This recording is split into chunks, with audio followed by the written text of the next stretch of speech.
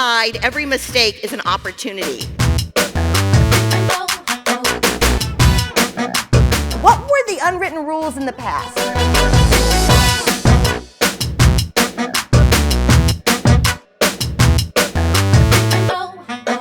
And there are rules that nobody talks about, but that we all know. And kind of like we wink at each other, like we know that one. Well, things have changed, and it all started really back with this guy. Does anybody remember reading the book, The Tipping Point? I love this book. Wasn't it a great book? And he talks about tipping point people, and he says that they have agent qualities. Agent, and that might be where we heard the word, maybe realtor agent or a sales agent. So these are agent qualities. And the reality of it is these agent qualities happen to be the unwritten rules. Some of you may be starting the next chapter of your life. You may be opening a business. You may be doing something besides working here, or you may be reinventing yourself. But these unwritten rules are things that you need to understand, and they're not really hard to do. It's 2015. How many of you remember Y2K? I mean, I'm laughing. Remember, we were like, oh my gosh, I don't know what's going to happen at midnight. I have no idea what's going to go on. We were like, and then at 12:01, we went, oh, nothing. It's 12:05, remember?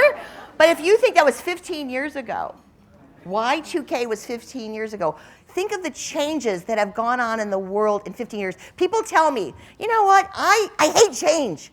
And the first thing I say is, well, do you have an iPhone? Or do you have yeah, I do. Well, if you have an iPhone, if you think about it, in 2001, just in 2001, Steve Jobs came on the scene. He came on the scene and he said, imagine in that cute turtleneck and those jeans, imagine 1,000 tunes in your pocket. And I'm thinking, that is the dumbest thing I've ever heard. Who the heck knows 1,000 songs?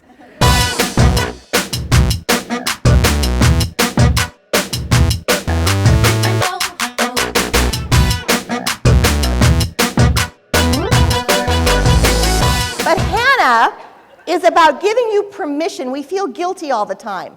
Now women call me up, they go, I'm having a Hannah weekend. One day I was at Kroger's in my neighborhood and I walked by someone who looked just like me and she looked at me and she went, Hannah Day? And I went, mm-hmm. When we name it and give ourselves permission, it becomes much more doable. Let's see, stand up, Gen X. I gotta see where the creativity is. This is a generation who loves, yes. This is a generation, baby boomers said, don't look. I'm going, don't look at my paper. I'm going to copyright all my work. I'm going to trademark it. I'm going to put gates around my community. And Gen X comes in the scene and says, we're going to give it away. We're going to give it away. And they made mixtapes of their favorite music. They pushed the tape recorder up against the radio back in 1978. And they waited for the DJ to stop talking, right?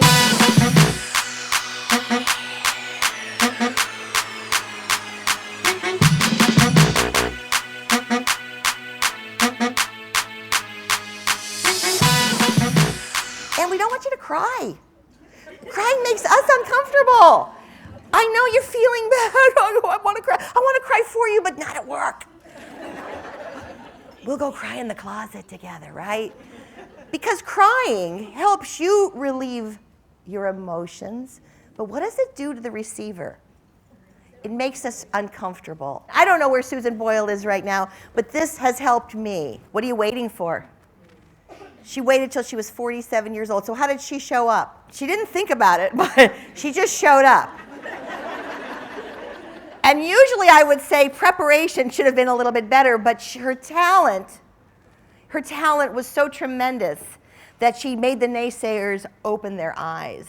You're family-oriented, you're community-oriented, you're employee-oriented. You must keep that brand, and you must live it every day, because that consistency grows the brand.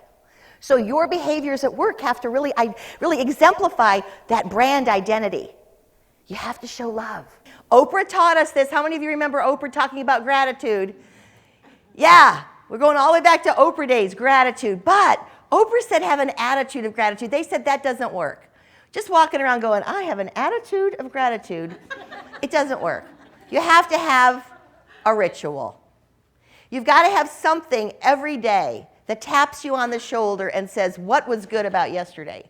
Or what was good about today? And I'm going to give you that ritual in just a minute. You're going to thank me because you will all do this because you do it every day. So we have to have some sort of a ritual that takes us back and looks at work especially when people are getting tired of work, when they're getting burned out with work, when they say, I can't take it anymore, and we start to be grateful for the people at work, for the people that we've met. And that attitude of gratitude is about people.